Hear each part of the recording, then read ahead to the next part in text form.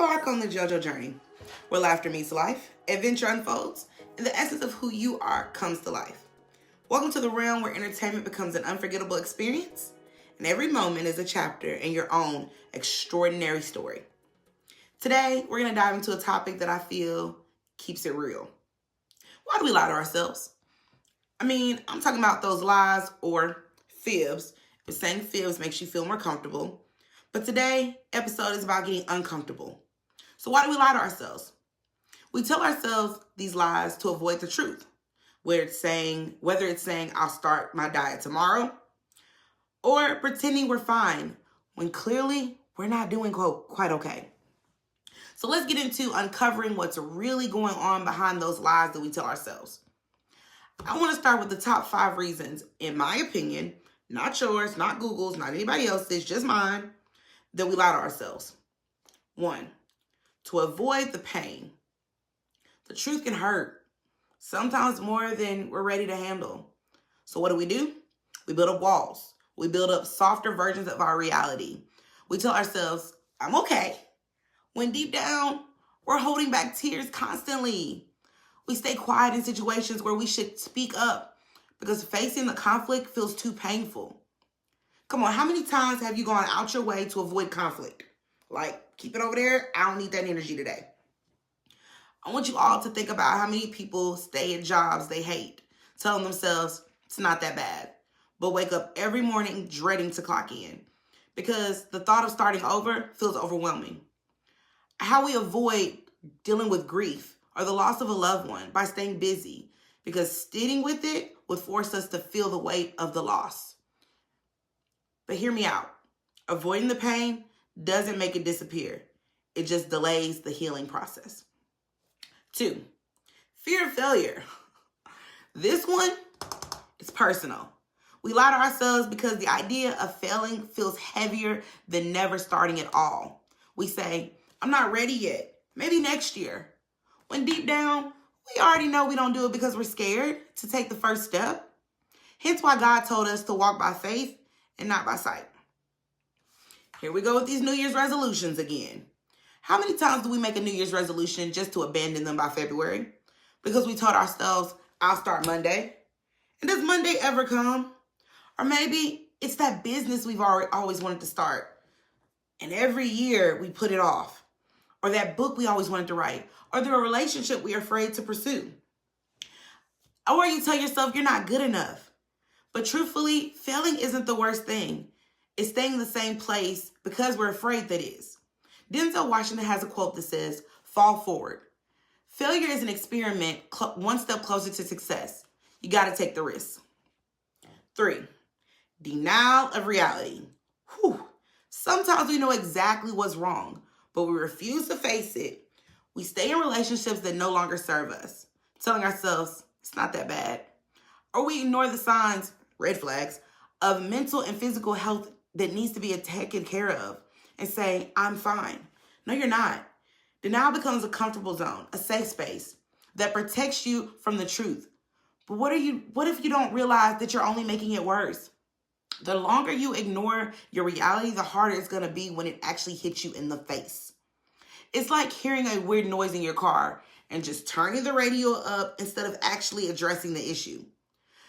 I've personally been lying to myself for a couple of weeks. I've heard this noise happening every time I hit my brakes. But I was just like, Lord, it can't be the brakes. So please don't let it be the brakes. So I just kept pushing it off. Finally, it got so loud I could not ignore it anymore. And when I got to get it checked, surely enough, it was the brakes. But eventually, ignoring the problem will eventually catch up to you, and it just makes it bigger, a bigger issue. 4, maintaining control. Ding, ding, ding, ding. Allow me to reintroduce myself. My name is JoJo, and I'm a control freak. Staying in control is what makes us feel most comfortable when everything around us is chaotic. Saying things like, I got it, when you're about to fall apart. We juggle work, family, friends, personal goals, convincing ourselves all along the way that we can handle it. But the truth is, trying to control everything can be exhausting. How many times do you have to say, I don't need help, just to keep the illusion of saying it's all together, keeping it all together? Or brushing off that stress because admitting you're overwhelmed feels like weakness. Letting go of control doesn't mean letting go of responsibilities. It means recognizing when it's okay to ask for help, rest, and to sit back and take a deep breath. 5, seeking approval. This is a silent trap. We shape for ourselves into thinking, well, we need the approval of everybody else. We don't want to disappoint anybody. We stay in our careers that drain us because it looks good on paper. We stay quiet about our dreams because we're too afraid that people will judge us. We post fake versions of ourselves online because being our authentic self feels too vulnerable. The classic, I'm fine, I'm happy, this is what I want. But is it really? Seeking approval can make us lose sight of who we are. And here's the truth. No amount of approval from others can replace the approval you give to yourself. Now take a moment to think. Which of these reasons feels the most familiar to you? 1 or 2? Maybe all of them. That's okay. We've all been there. Some of us are still there. The goal today isn't about judging ourselves for the lies we tell ourselves, but understanding why we tell ourselves these lies. That was a lot of ourselves, wasn't it? Why do we tell these lies, and how are they affecting us and shaping our lives? I want y'all to remember what the late, great Tupac said. Only God can judge me. So if only God can judge you, why are you sitting back worrying about trying to get any approval from anybody else? Be true to yourself. Keep it real. Let's go.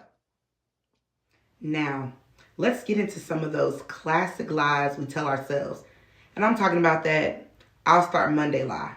Why is it always Monday? I mean, it literally is just a way to drag out our procrastination when we say, I'll start Monday. Or, I'm fine. That is the ultimate go-to lie when you just don't want to open up or talk about it. Or, this relationship is not that bad. Listen, sweetie, it really is that bad. We're just afraid to walk away or start over. Or, this year is going to be different. Y'all, it's mid-January, and some of y'all have already started side-eyeing those New Year's resolutions. Or, I will start my diet tomorrow. Or I'll start it Monday. Or the beginning of the year. Well, this year, I did something completely different. I didn't make a New Year's resolution. When it came to my fitness journey, I just started. And now it's 2025, and I'm still continuing my fitness journey. And I'm going to be very transparent with y'all. One of the biggest lies I tell myself is, I can do it all on my own. I don't need any help. But let me tell you the truth. Lean in closer. There is nothing wrong with admitting that you need support. And guess what? That's okay. Asking for help isn't showing weakness. It's actually being smart. When I realized that I could relinquish control to God, it gave me a sense of peace of mind. So when you can count on others and actually trust and say, hey, I can't do this, you will feel the weight lifted off your shoulder. Just try it. How many of you remember that movie from back in the day called Bring It On?